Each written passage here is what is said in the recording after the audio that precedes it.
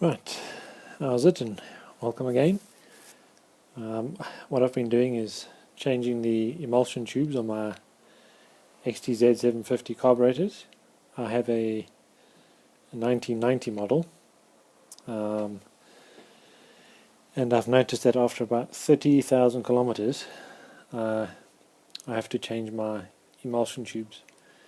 Now, for those of you who don't really know, this needle, it actually fits that way, but what happens is that with your bike rattling around and bouncing along the road, this needle rattles around inside this tube, and it wears a slight oval shape, and then your fuel consumption skyrockets, and your bike doesn't run so good.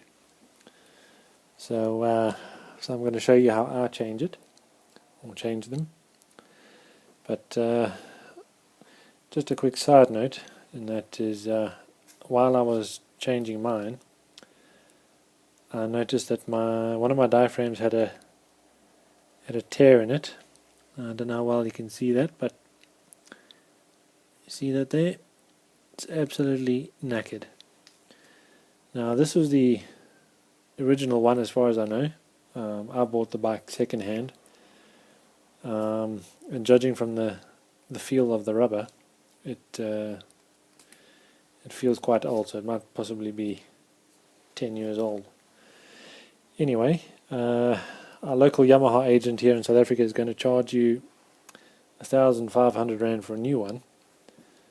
That's with the slide and all the rest of it, but if your slide is okay, which thankfully mine are, you only have to change the diaphragm, which is dead easy, and it's not going to cost you an arm and a leg.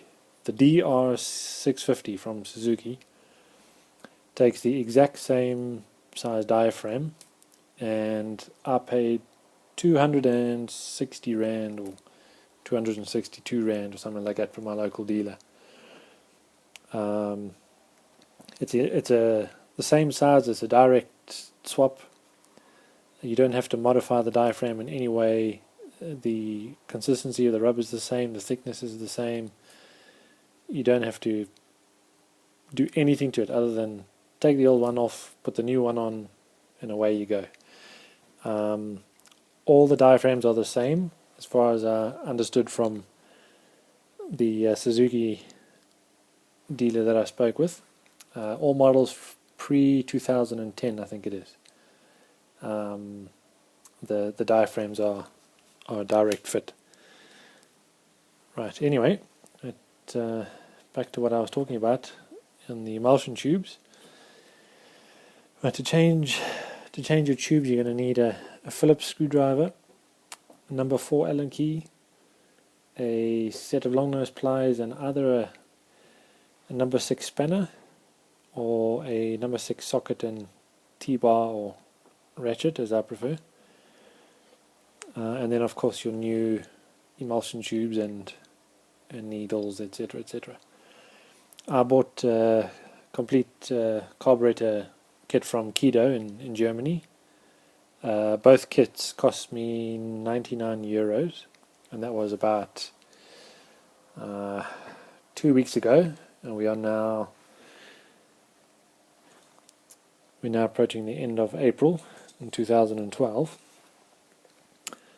Alright, so what I do is, once my carbs are off the bike, I drain the fuel by loosening the drain plugs here and here, and then just tip it into a tub or wherever and bin it. And then what I do then is, of course, tighten these up again. A quick note or quick pointer is that if you're going to do this, make sure you have enough time to do the job from start to finish. Don't take it off and then leave it half undone. Rather strip it and then do it all in one go, so that you don't forget to tighten anything up, or you forget to put something back that you've taken out, etc., etc.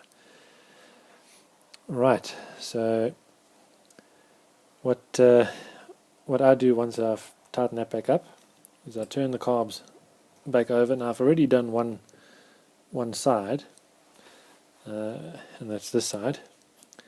But what I do is I loosen the two screws on the top here, so it's that one there and that one over there, and then the this cap, it comes off. So let me show you what happens. Hold on, I'm filming you with my phone. So I'm just going to take this one off here. I've just put that on there just to show you what it's going to look like when you take it off. So hold on a second. So I'll screw that off like so. Easy does it. Okay. Now there is a spring inside here. Bollocks, hold on. Bear with me.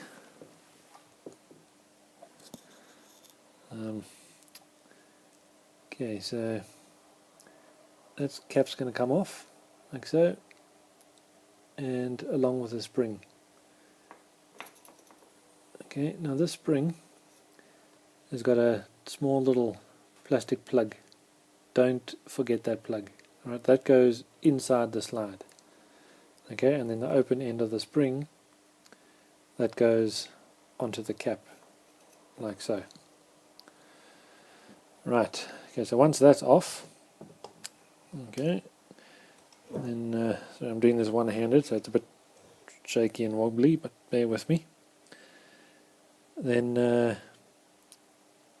over here, an O-ring fits in there. Don't forget to put that O-ring. I've taken mine off already just to show you, but there is an O-ring that goes in there, and it is important that you remember to put it back. Alright, so then a slide, so just stick your finger in there and lift the slide out. Okay, so hold on a second. Now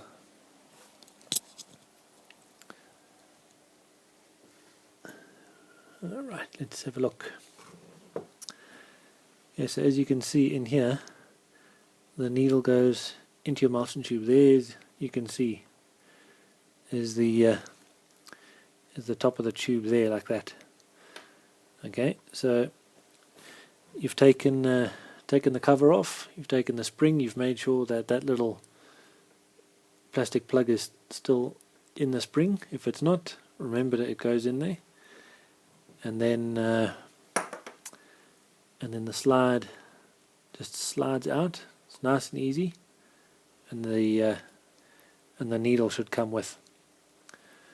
Alright, and then all that you do is you just tip it upside down and the needle falls out. That's it. You don't have to pull or anything like that. It's nice and easy. You shouldn't have any difficulties getting the needle out. Depending on where you buy your new kit from, they might give you a new washer and a plastic washer and a little circlip that goes on the end.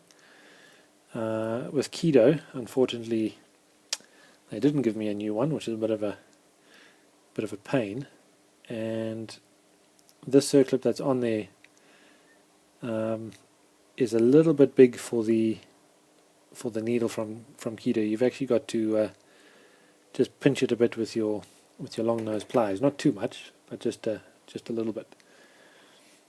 Okay, so then once your needle is out and the slide is out and the needle is out, then